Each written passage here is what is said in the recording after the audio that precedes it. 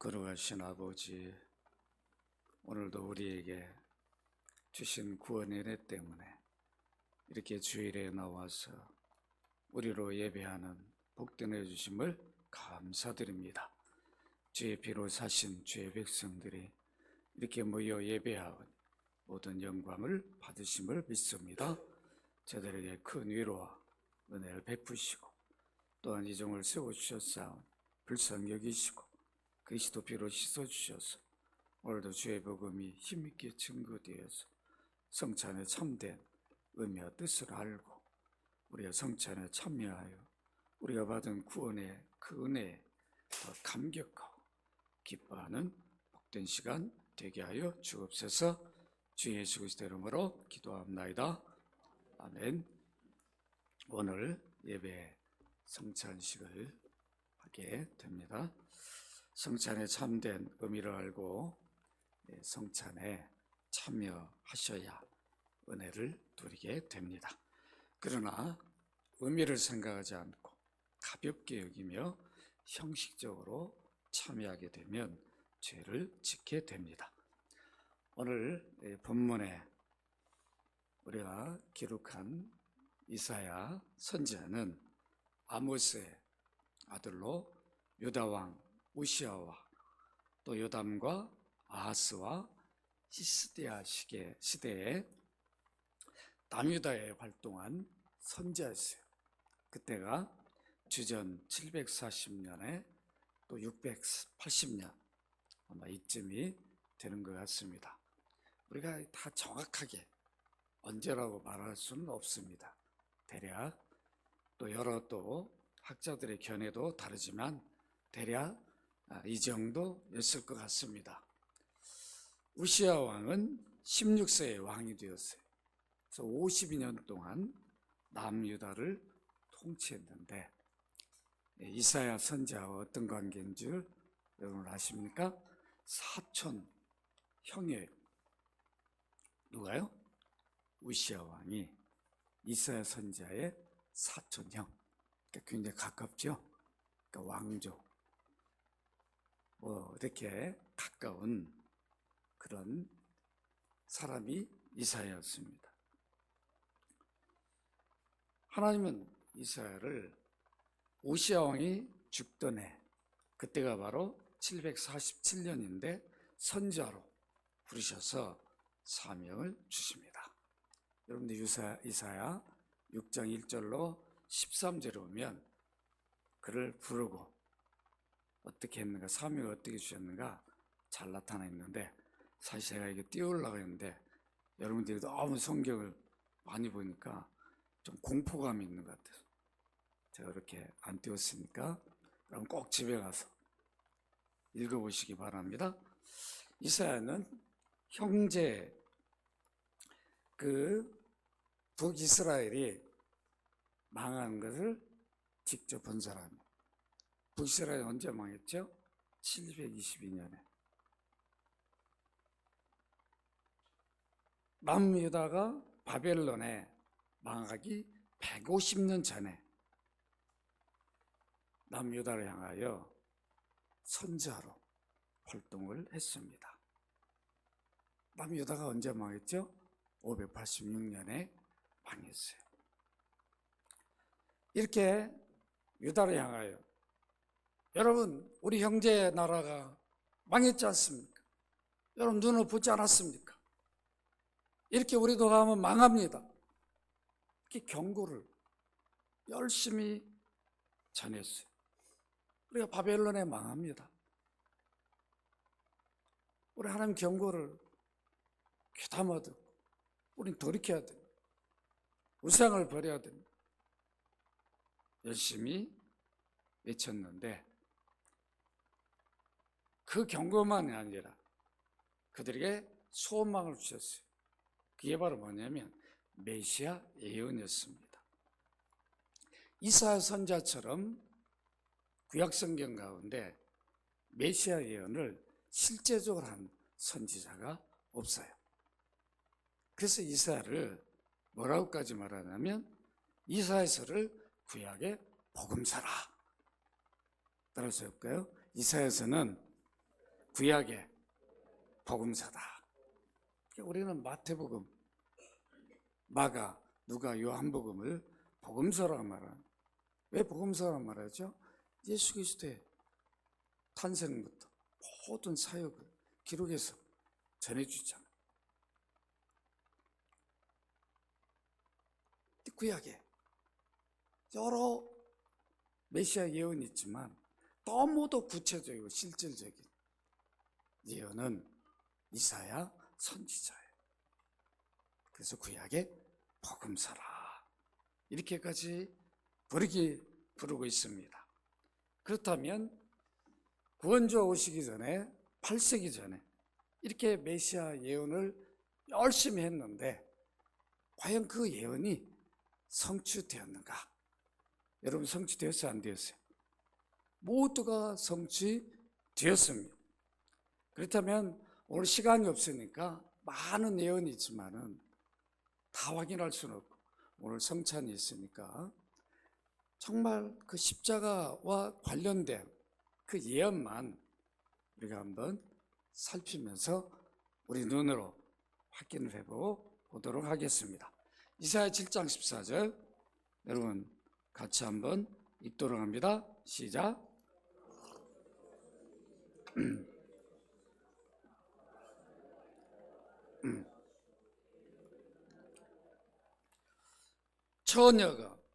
처녀가 잉태하여 아들을 낳을 것이요 그 이름을 임마누엘을 하리라. 처녀가 잉태해서 아들을 낳았어요, 안 낳았어요? 낳았어요, 안 낳았어요? 낳았죠. 여러분 마태복음 1장 21절로 23절 같이 한번 읽도록 합니다. 시작. 아들을 낳을 이름을 예수라 하라. 이는 그가 자기 백성을 그들의 죄에서 구원할 짓임을 하시나 이 모든 일을 한 것은 주께서 선자로 하신 말씀을 이루려 하심이니 이르시되 보라 처녀가 잉태하여 아들을 낳을 것이요 그 이름은 임마누엘 하리라 하셨으니 이를 번역한즉 하나님 우리와 함께 계시다 함이라. 성취되었어요, 안 되었어요? 그대로 되었죠. 800년 전에 예언했는데 이 예언대로 하나님의 아들이 사람 되셨습니다. 그뿐입니까? 이사야 9장 6절 여러분 같이 읽도록 합니다. 시작. 이는 한 아기가 우리에게 낳고 한 아들을 우리에게 주신 바 되었는데 그의 어깨에는 정사를 메었고 그의 이름은 기묘자 모세라 전능하신 하나님이라 영존하신 아버지 평강의 왕이라 할 것임이라.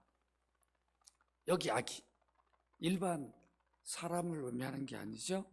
하나님의 아들을 보내 다윗의 후손으로 오실 메시아를 말합니다. 여기 우리는 바로 유다 백성 남유다에 활동하고 있잖아요. 유다 지파 후손으로 오실 것을 말했어요. 정사는 통치권을 말하죠. 기묘자는 경이로운 놀라운 모사는 조언자를 말하는데 놀라운 조언자. 우리 번역은 이렇게 한글 번역으로 이렇게 하기 참 애매해져. 애매한 게 많아. 히브리 언어는 분명하게 딱 연결된. 우리는 알아듣도록 자꾸 끊다 보니까 어느 때는 동사가 막 형용사가 되어버리고. 한글은 참 번역상 우리 이해를 쉽게 하기 위해서 근데 한글 학자들 들어가가지고 신학자들 번역 한글 학자들이 가가지고 이렇게 요걸 이렇게 좀 하는 게 좋겠다 하다 보니까 어느 때는 이게 막 다가오지 않고 힘들죠. 그래서 때로는 원문이 읽어야 할 필요성은 있습니다. 이사야 9장 6절이 어떻게 이루어집니까? 여러분 누가복음 2장 4절로 7절 한번 읽어보도록 하겠습니다. 시작. 요셉도 다윗의 족속이므로 갈릴 나라의 동네에서 유대를 향하여 베들레헴이라 하는 다윗의 동네로 그 약혼한 마리아와 함께 호주하러 올라가니라. 마리아가 이미 잉태하였더라. 거기 있을 그때에 해수한 날이 차서 첫 아들을 낳아 강보로 싸서 구유에 누웠으니 이는 여관에 있을 곳이 없음이로다. 다윗의 후손으로 이미 선지자가 약속한 대로, 예언대로 그대로 이루어집니다. 그뿐입니까? 이사야 11장 1, 2절 같이 한번 읽도록 합니다. 시작. 이새의 줄기에서 한 싹이 나며 그 뿌리에서 한 가지 나서 결실할 것이요 그 위에 여호와의 영 곧 지혜와 총명의 영이요 모략과 재능의 영이요 지식과 여호와를 경외하는 영이 강림하시리니. 이것이 과연 어떻게 이루어졌는가? 마태복음 3장 16절 17절 같이 읽도록 합니다. 시작. 예수께 세례를 받으시고 곧 물에서 올라오실 하늘이 열리고 하나님의 성령이 비둘기같이 내려 자기 위에 임하심을 보시더니 하늘로부터 소리가 있어 말씀하시되 이는 내 사랑하는 아들이요 내 기뻐한 자라 하시니라. 이미 성령이 임하고 이런 일들을 예언한 대로 그대로 이루어집니다. 또 이사야 52장 13절 같이 읽습니다. 시작. 보라 내 종이 형통하리니 받들어 높이 들려서 지극히 존귀하게 되리라. 빌립보 2장 9절 같이 읽습니다. 이러므로 하나님이 그를 지극히 높여 모든 이름에 뛰어난 이름을 주사. 예수 그리스도를 뛰어난 이름으로 십자가 죽어가지고 끝난 게 아니라 다 무릎을 꿇게 했어요. 그대로 다 이루어지죠.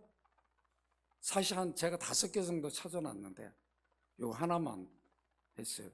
그 다음에 설교가 2시간 갈 것 같아요. 제가 나중에 내가 설교 준비한 걸 온 걸 여러분 한번 다 들어볼 거예요. 그럼 성경 공부하기 아주 좋을 거예요. 여러분 하나하나 이렇게 이사야 선지자가 예언한 것들을 찾아보면 깊은 이사야 본문만 읽어가지고는 무슨 의미인지 깊이 다가오지 않는다. 신약에서 구약을 해석하면 이렇게 이루어졌구나, 이런 목적이었구나, 예언의 참된 의미가 이거였구나를 알게 됩니다. 이사야 52장 14절 우리 같이 한번 읽어보도록 합니다. 시작. 전에는 그의 모양이 타인보다 상하여 그의 모습이 사람들보다 상하였으며 많은 사람이 그에 대하여 놀랐거니와. 예수님이 구원주로 어떤 모습이 될 것인가를 예언했는데 마가복음 15장 17절 같이 한번 읽도록 합니다. 시작. 예수에게 자색 옷을 입히고 가시관을 엮어 씌우고 격려하여 이르되 유대인의 왕이여 평안할지어다 하고 갈대로 그 머리를 치며 침을 뱉으며 꿇어 절하더라. 여러분 가시관을 쓴 예수의 얼굴이 여러분 어떠했겠어요? 피가 얼굴을 막 적시고 찢기고 그 상한 모습이 어땠겠나요? 우린 지금 보지 못했으니까 그렇지만 그때 지나간 사람 보면서 아이고 네가 유대인 왕이냐, 네가 하나님 아들이냐 얼마나 조롱하고 멸시하고 그랬겠냐고요. 요한복음 19장 33절 34절 같이 읽도록 합니다. 시작. 예수께서 일어나서는 이미 죽은 것을 보고 다리를 꺾지 않냐고 그중 한 군인이 창으로 옆구리를 찌르니 곧 피와 불이 나오더라. 다른 좌우편에 강도들도 십자가 달렸는데 그들에 비해 예수는 다 훨씬 얼굴이 상하고 그랬단 말이에요. 왜요? 우리 죄값을 지불하기 위해서 상하신 거죠. 그 찔림으로 채찍을 맞음으로 이사야가 이걸 외쳤을 때 과연 남유다 백성들이 그렇게 깊이 이해했겠냐고. 우리는 성취되었으니까 십자가를 통해서 이 말씀을 깊이 이해하지. 800년 전에 그들은 이 말씀을 선지자 외쳤을 때 그들이 십자가를 바라봤겠나?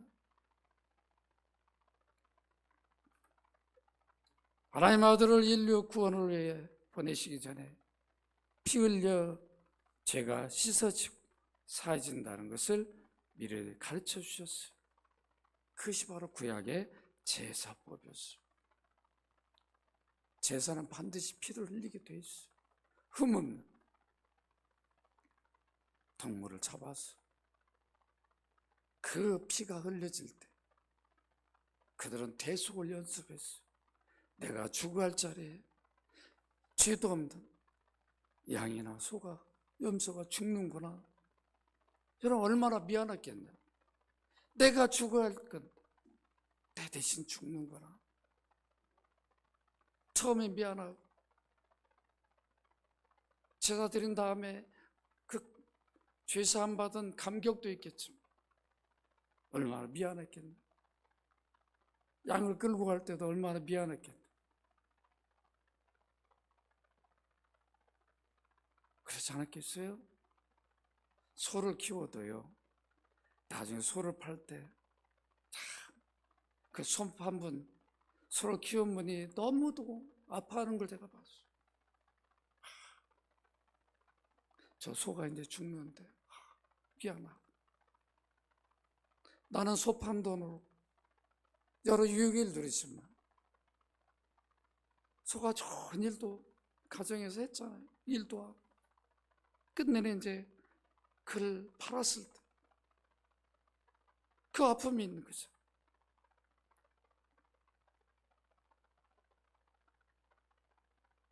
비록 동물이 죽지만 그들은 그 대속을 통해서 바라보았어요. 이 자리에 과연 하나님 메시아를 보내서 장차 일을 이루실 것이구나. 이걸 바라보면서 그들이 믿음으로 살았어야 됩니다. 그것을 하도록, 그걸 바라보도록 제사제도를 만드셨어요. 피의 제사제도를 만드셨어요. 레위기 17장 11절 같이 한번 읽도록 합니다. 시작. 육체의 생명 피에 있음이라. 내가 이 피를 너에게 주어 제단에 뿌려 내 생명 위하여 속죄하게 하였나니 생명이 피에 있으므로 피가 죄를 속하느니라. 피가 뭘 한다고요? 죄를 속하느니라. 그 피를 흘리게 했어요. 반드시 피를 흘려 죽여야 됩니다. 다 피를 쏟아서 제단에 뿌렸다.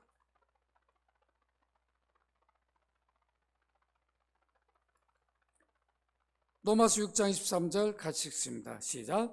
죄의 삭은 사망이요 하나님 은사는 그리스도 예수 우리 주 안에 있는 영생이라. 죄의 삭 값은 사망이에요. 죽어야 돼. 하나님의 이 죄값을 받아야 돼요. 누구를 통해서. 그러나 인류 가운데 누구도 죄인 아닌 사람이 없으니까 받을 수가 없는 거예요.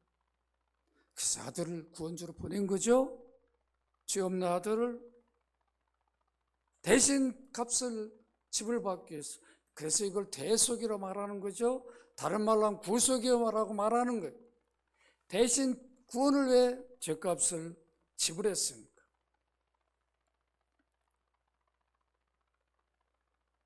구약의 피제사를 드린 이스라엘 백성들은 대속을 처음엔 잘 이해했어요. 그렇지만 그들은 제사를 드리면서 장차 하나님 보내실 메시아가 오셔서 자신들의 죄값을 대신 지불하기 위해 죽으실 것을, 동물 제사의 자리에 완성된 제사를 드릴 것을 과연 얼마나 이해하고 믿었겠습니까? 여러분들이 구약시대에 이사야 선지자가 예언한 시대에 살고 있었다면 과연 이사야 오늘 이 본문을 들었을 때 구원주가 오셔서 찔리고 채찍에 맞음으로 나의 죄값을 대신 지불할 것이구나. 그걸 소망하면서 그 믿음의 눈으로 그 말씀을 이해하면서 선자가 외쳤을 때 감사하고, 그럴 수 있었겠습니까? 그들은 깊은 이해가 없으니까 듣고도 흘러버린 거죠. 그래서 남유다가 망한 거예요. 이렇게 구원주 약속을 받고도 나라로 전속하지 못하고 그 아들이 구원자로 올 때까지 그들의 믿음을 지키지를 못했어요. 당시 유다 백성들은 이사야 선지자 예언한 메시아 출생도 제대로 이해하지 못해서 어떻게 이해한 줄 아십니까? 이사야 7장 1절에 나오는 아들을 아하스 왕의 때에 이사야가 예언했기 때문에 히스기야로 이해했다고 합니다. 히스기야, 이런 아들을 보내주셨구나. 이사야 선지자 예언한 때나 그 이후에 세월이 흐르면서 점점 대속을 위한 제사가 형식적으로 치우쳤습니다. 여러분, 이사야 1장 10절로 14절 같이 한번 읽도록 합니다. 시작. 너희 소돔의 관원들아, 여호와의 말씀을 들을지어다. 너희 고모라의 백성아, 우리 하나님의 법에 귀를 기울일지어다. 여호와께 말씀하시되 너희의 무수한 재물이 내게 무엇이 유익하뇨? 나는 순양의 번제와 살찐 짐승의 기름에 법을 넣고 나는 숫송아지나 어린 양이나 순염소의 피를 기뻐하지 아니하노라. 너희가 내 앞에 보이려고 오니 이것을 누가 너에게 요구하였느냐? 내 마당만 8분뿐이니라. 헛된 재물을 다시 가져오지 말라. 분향은 내가 가증히 여기는 바요, 월삭과 안식일과 대회로 모이는 것도 그러하니 성에 아울러 악을 행하는 것은 내가 견디지 못하겠노라. 내 마음이 너희의 월삭과 정한 절기를 싫어하나니 그것이 내게 무거운 짐이라. 내가 지기에 곤비하느니라.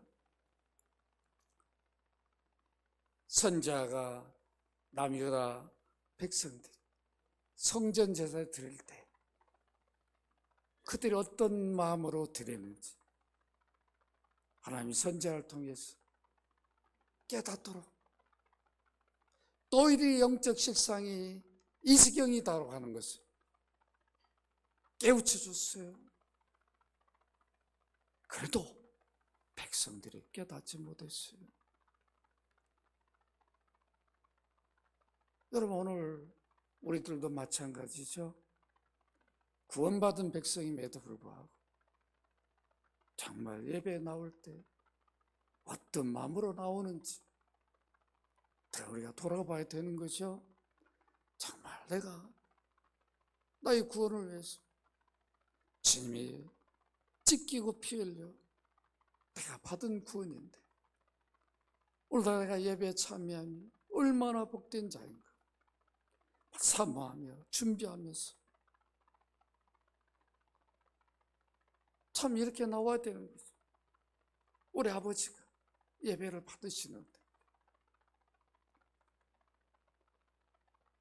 구약 백성 때만이 아니라 신약 백성 우리들은 더 깊은 이해와 믿음을 가지고 예배해야 되는 거죠.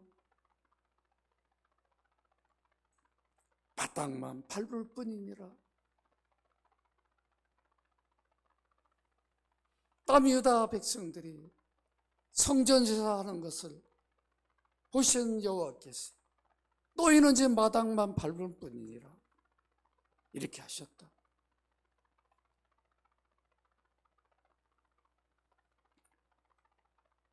여러분, 말라기 1장 8절로 10절 마지막 선지자 때 어떤 모습이었는가?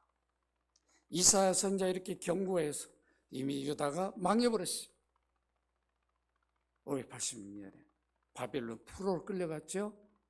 80년, 70년 후에 돌아와요. 성전 또 재건까지 해요. 그런데도 유다 백성들은 정신을 차리지 못했어요.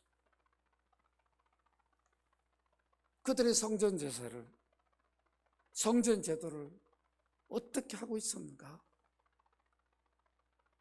말라기 선지자를 통해서 우리 확인할 수가 있습니다. 말라기 1장 8절 10절 같이 한번 읽습니다. 시작.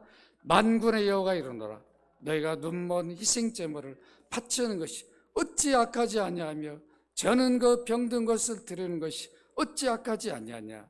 이제 그것을 너희 총독에 드려보라. 그가 너를 기뻐하겠으며 너를 받아주겠느냐. 만군의 여호와가 이르노라 너희는 나 하나님께 은혜를 구하면서 우리를 불쌍히 여기소서 하여 보라 너희가 이같이 행하였으니 내가 너희 중 하나님들을 받겠느냐. 만군의 여호와가 이르노라 너희가 내 제단 위에 헛되이 불사르지 못하게 하기 위하여 너희 중에 성전문을 닫을 자가 있었으면 좋겠도다. 내가 너희를 기뻐하지 아니하며 너희가 손으로 드린 것을 받지도 아니하리라. 이게 BC 5세기경이죠. 450년, 400년경. 말라기 선지자가 남유다 백성들에게 하나님 말씀을 전한 경고했어요. 그들의 영적 상태가 어떤가. 제사 제도를 줬음에도 그 목적대로 그 지식물인데 제사 제도가 대속을 의미하는 시청과 교육을 주신 건데 그 목적을 잃어버리고 형식에 치우치고 이랬어요. 하나님 더 이상 유다 백성들의 제사를 받을 수가 없었습니다.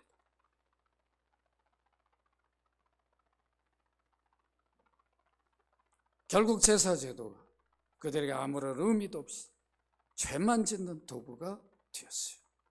제사를 드리면서 대속에 대한 깊은 감사와 장차 선자 예언대로 하나님 보내실 메시아 그리스도가 이루실 구원을 바라보며 감격하며 제사에 임하지 않았습니다. 하나님이 이것을 바라고 제사 제도를 만드셨는데 그 목적에 벗어나 버렸어요. 이런 모습이 계속되어 제사로 더 이상 대속에 대한 교육은 의미가 없어져 버렸어요. 그래서 하나님은 세상 구원주로 보내기로 준비하신 아들을 보내셨습니다. 때가 되었어요. 더 이상 제사로는 의미가 없어졌어요. 왜 그러냐? 그대로 두면 더 죄만 지을 뿐이었어요. 하나님 받을 제사는 아무것도 없었어요. 본래 제사의 목적은 그것이 아니었기에 원형을 하나님은 보내주셨어요. 그걸 누가 깨닫습니까? 구약이 등통했던 바울이 깨달아. 어느 누구도 이 말을 못했는데 바울은 깨닫고 갈라디아 4장 4절에 이렇게 제시합니다. 여러분 함께 읽습니다. 시작. 때가 차면 하나님 그 아들을 보내서 여자에게 나게 하시고 율법을 하게 나게 하신 것을 때가 되었어. 더 이상 구약의 제사로는 대속의 의미가 없어요. 원형을 보내주셨어요. 하나님의 아들이 사람이 되셨어요. 이렇게 오신 하나님의 아들은 하나님 자신을 보내서 왔다고 분명히 밝힙니다. 메시아로 자신을 이스라엘에 알리셨어요. 하나님이 준비한 구원주라고 구약 백성도 선지자들이 예언한 메시아라고 자신을 분명히 밝히고 내가 십자가에서 피 흘려서 대속의 죽음을 죽는 것을 알리셨습니다. 요한복음 8장 42절 같이 읽도록 합니다. 시작. 예수께서 이르시되 하나님이 너희 아버지였으면 너희가 나를 사랑하였으니 이는 내가 하나님께로부터 나와서 왔음이라. 나는 스스로 온 것이 아니요 아버지께서 나를 보내신 것이니라. 이렇게 보내서 왔는데 모든 예언을 성취하기 왔는데 당시 유대인들은 또 제자들은 예수님의 죽으심을 자신들의 죄에 대한 대속으로 이해하지 못했어요. 여러분 요한복음 2장 19절 22절 같이 찾아 읽도록 합니다. 시작. 예수께 대답하여 이르시되 너희가 이 성전을 헐라 내가 사흘 동안 일으키리라. 유대인들이 이르되 이 성전은 46년 동안의 지었거늘 내가 3일 동안 일으키겠나 하더라. 그러나 예수는 성전된 자기 육체를 가리켜 말씀하신 것이라. 죽은 자 가운데 살아나신 후에야 제자들이 이 말씀하신 걸 기억하고 성경과 예수께 하신 말씀을 믿었더라. 유대인들은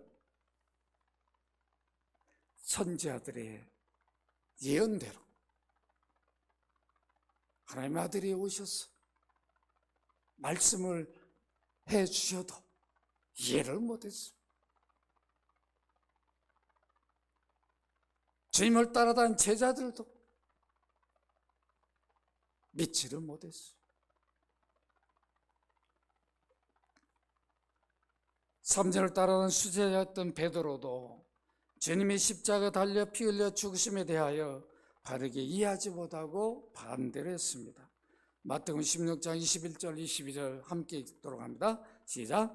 이때부터 예수 그리스도께서 자기가 예루살렘 올라가 장로들과 대제사장들과 선교관들에게 많은 고난을 받고 죽임을 당하고 제3일에 살아날 것을 제자들의 비로소 나타내신 베드로가 예수를 붙들고 항변하이로되 주여 그리 마옵소서 일이 결코 주께 미치지 아니하리라. 여러분 어떻습니까? 왜 죽어야 돼? 능력이 많은 예수님 왕이 되어서 이스라엘 통치하지 왜 죽냐고. 구약 선지자들 아무리 외쳐도 성취되어 오셔서 말씀을 해도 구원주에 대한 깊은 이해가 없었어요. 깊이 이해를 못하니까 믿음의 현주소가 어떻게 됐을까요? 그 정도밖에 안 되는 거죠, 수준이. 여러분들이 복음의 이해를 깊이 이해해요. 십자가 도를 깊이 이해해요. 믿음이 달라지는 거예요. 눈이 달라져. 삶이 달라지는 거예요. 여러분들 어느 정도 이해하고 있느냐에 따라서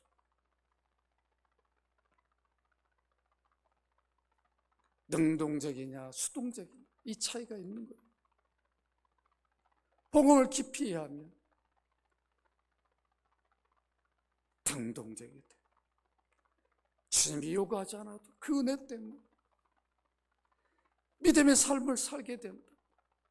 복음을 이해하지 못하면 한국교회는 맨날 뭐 시켜서 이거 해라 저거 해라 막 펴붙이고 막 그냥 죽지 않으면 살기로 밀어붙이고 훈련시켜서 이렇게만 가고 있어요.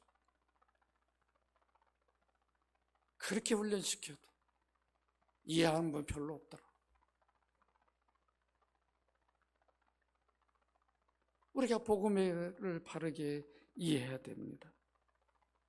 이렇게 십자가 대속에 대한 바른 이해와 믿음이 없는 제자들로 깨닫도록 믿도록 하기 위해서 주님의 십자가 죽음을 앞두고 성찬 제도를 만드셨습니다. 도무지 이해를 못합니다. 시청각 교육을 한 거죠. 보여주셨어요. 내가 십자가에 달리는 게 무엇인지, 왜 찢겨야 되고 피를 흘려야 되는가 확인시켜 주셨어요. 이게 성찬 제도입니다. 마태복음 26장 26절로 28절 같이 읽도록 합니다. 시작. 그들이 먹을 때 예수께 떡을 가지셔 축복하시고 떼어 제자들에게 주시며 이르시되 받아 먹으라 이것은 내 몸이니라. 또 잔을 가지사 감사기도 하시고 그들에게 주시며 이르시되 너희가 다 이것을 마시라. 이것은 죄 사함을 얻게 하려고 많은 사람 위하여 흘리는 바 나의 피 언약의 피니라. 떡과 잔을 주시면서 받아 먹으라 마셔라. 이 떡이 무엇인지 이 잔이 무엇을 의미하는지 분명히 밝혀주셨어요. 마가복음 14장 22절 24절 누가복음 22장 19절 20절 공이다. 공관복음서가 성찬 제도를 그대로 증거해주고 있어요. 바울은 고린도교회에 편지하면서 성찬 제도를 누가 만드셨는가? 왜 이걸 해야 되는가? 어떤 의미가 있는가를 분명히 밝혀줍니다. 고린도전서 11장 23절로 29절 같이 한번 읽도록 합니다. 시작.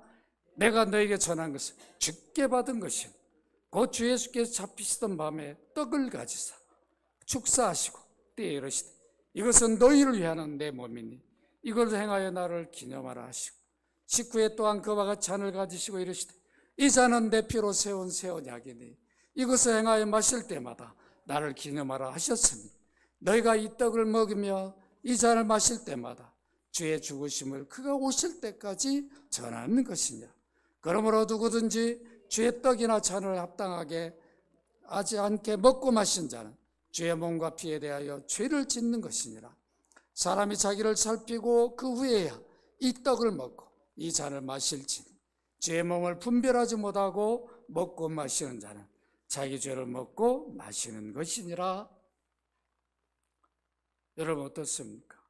내가 너에게 전한 것은 주께 받은 것이다. 성찬 제도는 바울이 만든 게 아니에요. 사도들이 만든 게 아니라 주님이 만들었다. 언제 만들었나? 잡히시던 밤에 만들었다. 그 의미가 뭔가? 떡이 의미하는 바, 찬이 의미한 바가 뭔가? 주님이 찢긴 몸이다. 흘리신 피다. 언약을 성취하기 위해서 우리 구원을 위해서 이 일을 이루셨다라고 분명히 성찬 의미를 밝혀주었어요. 이렇게 주님은 제자들에게 성찬 제도를 만들어 주심으로 그들로 구원의 확신을 갖고 살도록 해주셨습니다. 그리고 교회의 표지로 삼아 행하고 전하게 해주셨어요. 그래서 개혁교회 표지가 됐어요. 이거 초대교회 전통이 되어 지금까지 내려오고 있습니다. 로마 가톨릭 교회가 성찬을 잘못했어요. 그래서 개혁교회가 종교개혁자들이 다시 잡아줬어요. 그 개혁교회 표지로 초대교회 전통을 따라가도록 했습니다.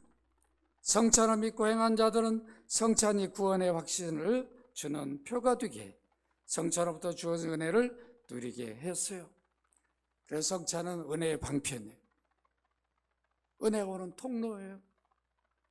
이렇게 주님이 십자가의 몸이 찢기시고 피 흘려 죽으심으로 자신의 죄를 사하기 위하여 인류 구원을 위한 것이면 미래의 제자들에게 성찬의 떡과 잔을 받아 먹음으로 자신의 눈으로 보고 손으로 만지고 맛으로 느껴 확신을 갖도록 해주셨어요. 이것이 성찬 제도입니다. 이 성찬은 이사야 선지자의 이미 그 찔림으로 채찍은 맞음 예언의 성취예요. 구약의 모든 제사의 성취입니다. 여러분 히브리서 9장 12절 같이 한번 읽도록 합니다. 시작. 염소와 송아지의 피로 하지 아니하고 오직 자기의 피로 영원한 속죄를 이루사 단번에 성소에 들어가셨느니라. 자기 피로 구약의 모든 제사를 단번에 완성하셔버렸어요. 우리 성찬을 통해서 그걸 다시 확인하는 겁니다. 말씀을 맺습니다. 성찬 제도를 만드신 목적은 믿는 자들에게 구원의 확신을 주기 위해서였어요. 여러분 에베소 1장 7절 같이 읽도록 합니다. 시작. 우리는 그리스도 안에서 그의 은혜의 풍성함 따라 그의 피로 말미암아 속량고 죄사함을 받았느니라. 받을 것이 아니라 받았느니라. 믿으시기 바랍니다. 받았어요. 그래서 기념하는 거죠. 참여해서 기념하는 거, 확인하는 거예요. 내 구원이 어떻게 이루어졌나? 주님이 십자가 달려서 몸에 찢기고 피를 흘림으로 대제값이 지불되었구나. 떡을 받으면서 눈으로 보는 거죠. 뭘 봐야 돼? 지시물이라고 그랬죠. 떡이 아니라 떡이 지시하는 십자가에서 찢긴 주님의 몸을 봐야 되죠. 잔을 받으면서 야 이거 포도주구나 이게 아니라 잔이 그 지시하는 걸 바라봐야 돼. 십자가에 나의 죄값을 지불하게 흘린 피를 바라보고 내 눈으로 바라보고 잔을 손으로 만지면서 주님이 이렇게 피 흘려서 내 죄값을 지불해 주셨구나. 내 혀까지 내가 이미 맛을 보면서 이렇게 내 죄가 사해졌구나.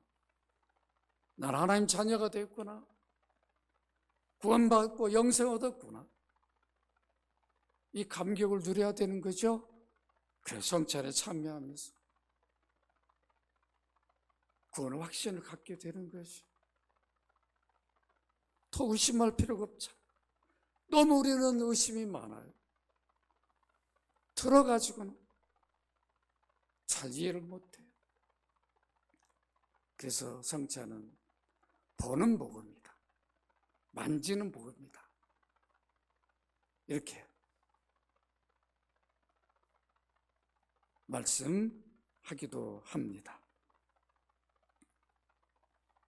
주님은 제자들에게 주님이 주신 떡이 어떤 것인지 요한복음 6장 47절로 51절에 밝힙니다. 여러분 같이 한번 읽도록 합니다. 시작. 진실로 진실로 너희에게는 믿는 자는 영생을 가졌나니 내가 곧 생명의 떡이니라. 너희 조상들은 광야에서 만나를 먹었어도 죽었거니와 이는 하늘에서 내려온 떡이니 사람으로 하여금 먹고 죽지 아니하게 하는 것이라. 나는 하늘에서 내려온 살아있는 떡이니 사람이 이 떡을 먹으면 영생하리라. 내가 줄 떡은 곧 세상의 생명이야 내 살이니라 하시니라. 내 살이라고 그랬어요.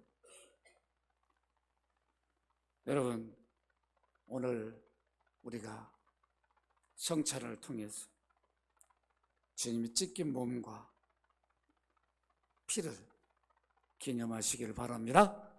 그것이 지시하는 것이 무엇을 의미하는가?